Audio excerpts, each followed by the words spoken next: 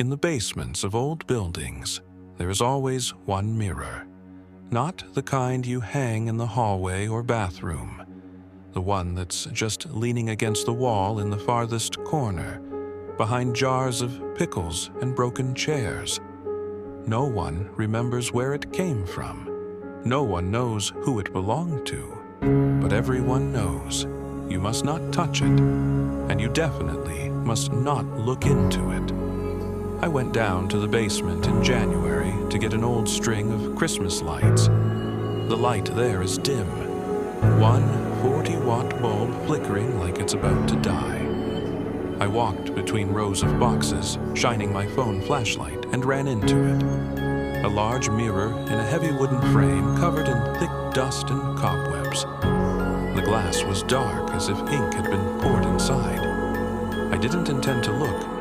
I just shone the light and saw my reflection. It stood slightly to the side of me, half a step to the right. I froze. The reflection froze too. But when I slowly raised my hand, it didn't. It just stared straight into my eyes and smiled. I quickly looked away. My heart pounded in my ears.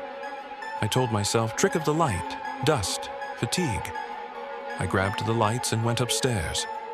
Locked the basement door with both locks. That night, I woke up to a sound. Quiet. Like someone dragging a fingernail across glass. Scrape, scrape, scrape. Very slowly, very persistently. The sound came from below, from under the floor, from the basement. I pressed my ear to the parquet. The scraping stopped, then started again, closer this time, as if someone was climbing the stairs, slowly, very carefully. Each step, then a pause, as if listening.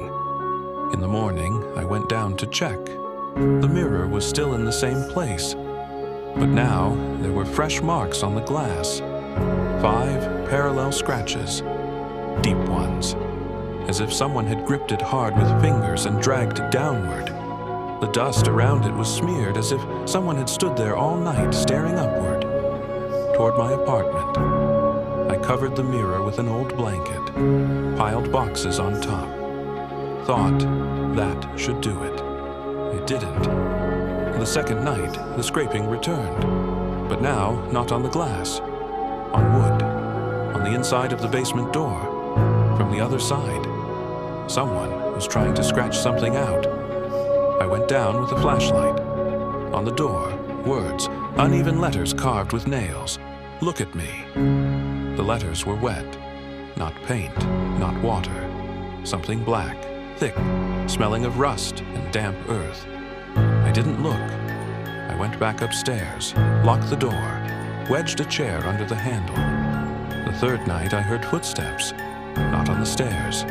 Across the basement ceiling. No, across my ceiling. In the hallway. Thud, thud, thud. Slowly. Bare feet. They stopped at the bathroom door, then at the kitchen, then at my bedroom door. Stopped right behind it. I held my breath. Then I heard breathing. Quiet. Even. It came from the same side as me, but slightly lower, as if someone was kneeling, pressing their face to the bottom gap under the door. The breathing synchronized with mine. When I inhaled, it inhaled. When I exhaled, it exhaled. Just half a second slower, as if learning. In the morning, I went down to the basement with a hammer. I wanted to smash the mirror. The blanket was on the floor. The boxes pushed aside.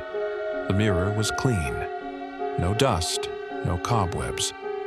In it, I saw my room, but not the one I was standing in now. In the reflection, the lights were on. A coffee mug stood on the table, the one I drank from yesterday morning.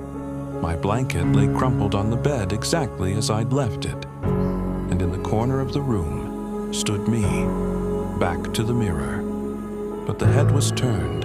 I was looking straight into the glass and smiling. The same smile as the first time. I raised the hammer. The reflection raised a hand. Not a hammer, a finger. pressed it to the lips. Shh! I struck. The glass cracked, but didn't shatter. A web of cracks spread out, and from the cracks something black oozed. Liquid, slow, like tar. It flowed down the frame, dripped onto the floor, and where it dripped, small barefoot prints appeared. My footprints, but slightly smaller, as if a child's. I dropped the hammer and ran upstairs. Locked the door. Now I'm sitting in the room. Lights off. Phone shining at the ceiling. I hear it walking through the apartment. Quietly, very quietly. Stopping at every mirror. At the window, at the blank laptop screen. Looking. And each time, half a step closer. If you very slowly walk up to any mirror in your room right now, and look not at yourself, but slightly to the right, you will see that someone is already standing there, and it is no longer smiling. It is waiting for you to blink, because then it will be able to step forward, into your place.